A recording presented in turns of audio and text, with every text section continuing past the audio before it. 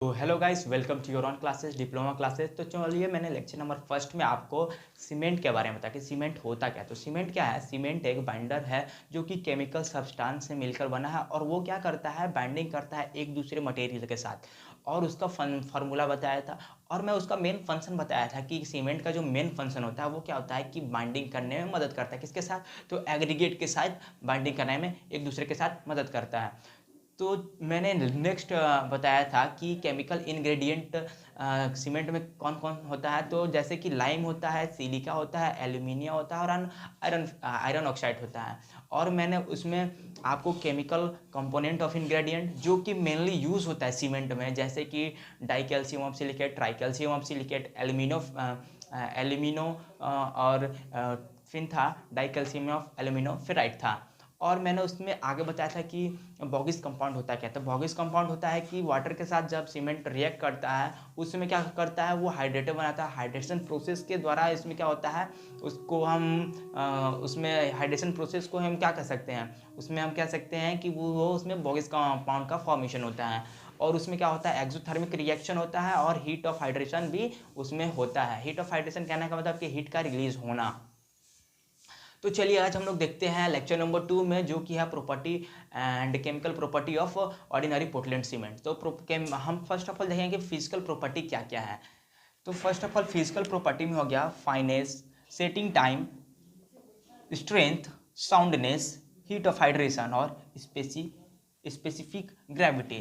तो इसमें हम लोग देखते हैं कि फिजिकल प्रॉपर्टी क्या क्या है कि फाइनेस क्या होगा, स्ट्रेंथ क्या होगा और उसमें हीट ऑफ हाइड्रेशन क्या है, और उसमें देखेंगे हम लोग साउंडनेस, स्पेसिफिक ग्रेविटी और स्ट्रेंथ। तो चलिए हम लोग फर्स्ट ऑफ ऑल देखते हैं कि फाइनेंस फाइनेंस है क्या। फाइनेंस, तो the finance of cement is a measure of size of particles of cement. कहने का मतलब कि फाइनेंस सीमेंट में क्या होता है कि उसमें हम जो साइज सीमेंट का जो पार्टिकल का साइज होता है वो फाइन होना चाहिए, मीन्स महीन होना चाहिए। और उसका जो साइज होता है, सीवेज का साइज जो होता है वो कितना होता है, 19 माइक्रोन होता है, 90 माइक्रोन होता है। और इसमें जो होता है कि इसका जो क्या बोल सकते हैं, इसका जो सरफेस इस एरिया को मेजर करता है वो किसमें करता है, सेंटीमीटर स्क्वायर पर ग्राम इन सीमेंट में क्या करता है, इसका जो एरिया मेजर होता है, मीन्स कौन सा एरिया, जो सरफेस एरिया है उसको मेजर करता है सेंटीमीटर स्क्वायर पर ग्राम में इन सीमेंट में। तो चलिए हम लोग आगे देख लेते हैं, इसको हम लोग क्या कहते हैं, it is a degree of grinding of cement. और इसी को क्या कह सकते हैं हम, इसको एक अलग नेम भी बोल सकते हैं कि degree of grinding of cement किसको बोलेंगे, कि फाइन एग्रीगेट को क्या बोलेंगे, degree of grinding of cement. और इसमें क्या होता है कि the rate of reaction depend upon their finance of grinding. जो इसमें रेट ऑफ रिएक्शन होता है वो किस पे डिपेंड करता है, तो रेट ऑफ रिएक्शन जो डिपेंड होता है वो किस पे डिपेंड होता है, तो डिपेंड होता है आपका जो ग्रेड का फाइनेंस पार्टिकल्स होगा, जो ग्रेड का फाइनेंस पार्टिकल्स होगा उस पर क्या करेगा, ये क्या करेगा, डिपेंड करेगा। और इसमें जो कोर्स पार्टिकल होता है वो सेटल डाउन हो जाता है in a concrete cause the blending. किसके कारण, इसमें जो सेटिंग जो इसमें होता है कि जो कोर्स पार्टिकल, जो बड़ा बड़ा पार्टिकल्स है वो क्या होता है, सेटल डाउन हो जाता है। किसके कारण होता है, तो ब्लेंडिंग के कारण जो बड़ा बड़ा पार्टिकल है उसमें सेटल डाउन होता है। तो चलिए हम लोग आगे देखते हैं कि सेटिंग टाइम है क्या। तो setting of cement is the phenomenon by virtue of which the green cement change into hard mass। तो इसमें क्या होता है कि सेटिंग एक प्रोसेस है जिसमें कि जो ग्रीन सीमेंट होता है वो किस में चेंज होता है, हार्ड मास में चेंज हो जाता है, उसको हम सेटिंग कहते हैं। इसमें क्या होता है कि दो टाइप का सेटिंग होता है, इनिशियल सेटिंग होता है, final setting time.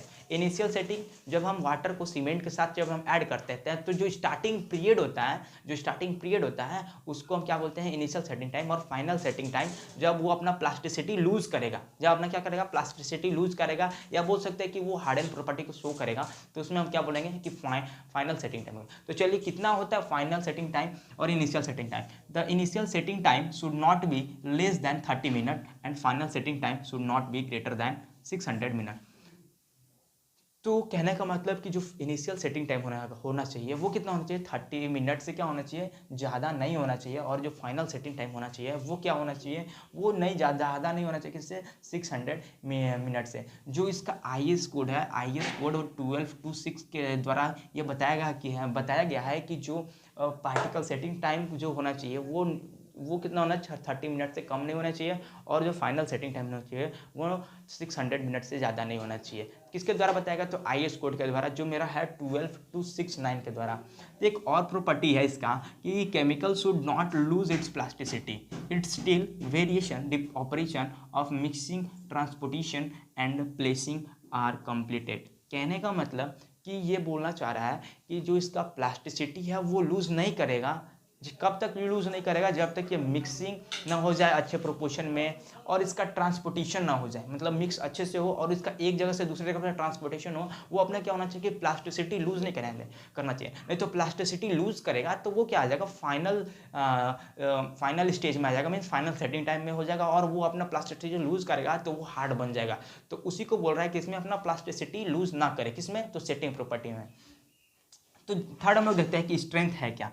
Strength, the quality of concrete and cement is always judged by strength, and that is only by the compressive strength because cement is weak in tension।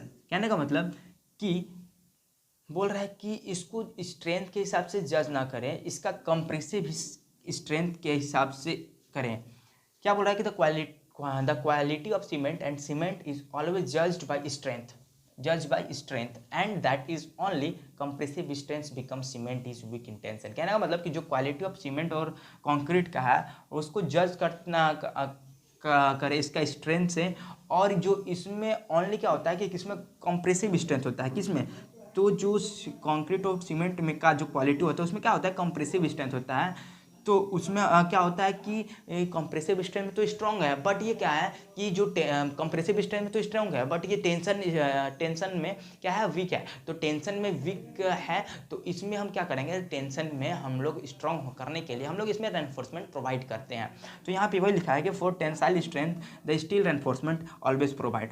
जब मेरा tensile में week है तो tensile में हमको strength देने के लिए हमको क्या करना पड़ेगा, स्टील रेनफोर्समेंट का यूज करना पड़ेगा। तो चलिए हम लोग आज आगे देखते हैं पॉइंट नंबर 4 की ओर, उसकी साउंडनेस होता क्या है।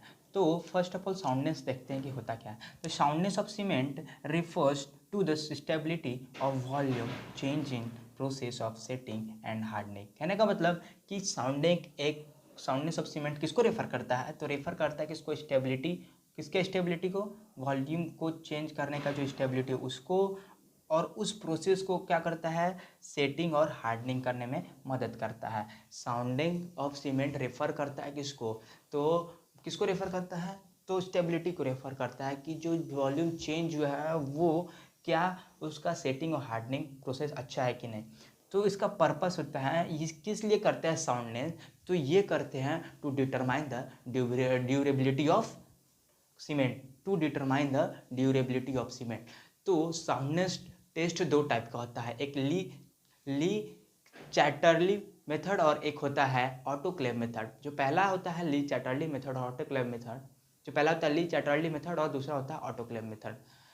तो चलिए हम लोग आगे देखते हैं हीट ऑफ हाइड्रेशन होता क्या है। हीट ऑफ हाइड्रेशन, जैसे कि मैंने आपको प्रीवियस लेक्चर में बताया था कि हीट ऑफ हाइड्रेशन होता क्या है। तो हीट ऑफ हाइड्रेशन होता है कि केमिकल रिएक्शन के द्वारा क्या होता है, उसमें वाटर और सीमेंट को ऐड करते हैं तो हाइड्रेशन फॉर्मेशन होता है, जिसमें कि हीट इवोल्यूशन होता है, मतलब हीट निकलता है, उसको क्या बोलते हैं, उस प्रोसेस को हीट ऑफ हाइड्रेशन प्रोसेस कहते हैं।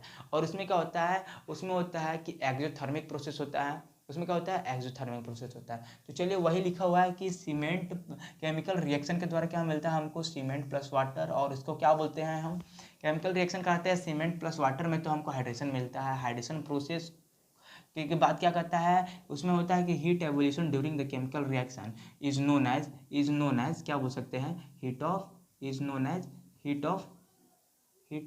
हाइड्रेशन बोल सकते हैं, हीट ऑफ हाइड्रेशन बोल सकते हैं। It is always measure in calories पर ग्राम यूनिट। इसमें किस में मेजर करते हैं, तो कैलोरीज पर ग्राम यूनिट में किसको मेजर करते हैं, हीट ऑफ हाइड्रेशन को। तो चलिए हम लोग आगे देखते हैं स्पेसिफिक ग्रेविटी। तो specific gravity is not indication of quality of cement. जो स्पेसिफिक ग्रेविटी होता है वो इंडिकेशन नहीं करता है कि क्वालिटी ऑफ सीमेंट कैसा है। कहने का मतलब कि जो इंडिकेशन कर रहा है स्पेसिफिक ग्रेविटी वो इंडिकेशन नहीं करता कि क्वालिटी ऑफ सीमेंट कैसा है स्पेसिफिक ग्रेविटी के लिए। तो वो it is use in it is use in कैल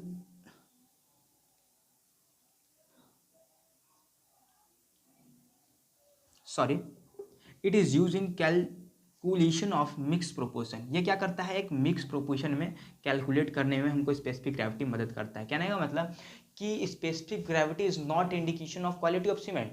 जो स्पेसिफिक ग्रेविटी है वो क्वालिटी ऑफ सीमेंट को इंडिकेशन नहीं देता है। और उसमें क्या होता है कि उसमें होता है कि मिक्स प्रोपोर्शन को कैलकुलेट करने के लिए हम स्पेसिफिक ग्रेविटी का यूज़ करते हैं। तो चलिए हम आगे देखते हैं। The value depend upon the material. क्या करता है कि जो वैल्यू होता है वो डिपेंड होता है किस पे, मटेरियल पर डिपेंड होता है। जैसे क्ले हो गया उस पर डिपेंड होता है। और इसका हम लोग यूज़ करते हैं कि सीमेंट को बनाने के लिए किस किस रेशियो में होना चाहिए, किस मिक्स प्रोपोर्शन में होना चाहिए, इसका यूज़ करते हैं हम लोग मैन्युफैक्चरिंग ऑफ सीमेंट में लिए। तो देखते हैं हम लोग कि ओपीसी सीमेंट के लिए कितना स्पेसिफिक ग्रेविटी होता है। तो स्पेसिफिक ग्रेविटी जो होता है 1.3 to 3.16 ग्राम पर सेंटीमीटर क्यूब होता है, किसका, ओपीसी के लिए। तो चलिए, आपको वीडियो पसंद है तो लाइक शेयर सब्सक्राइब कीजिएगा। तब तक के लिए जय हिंद।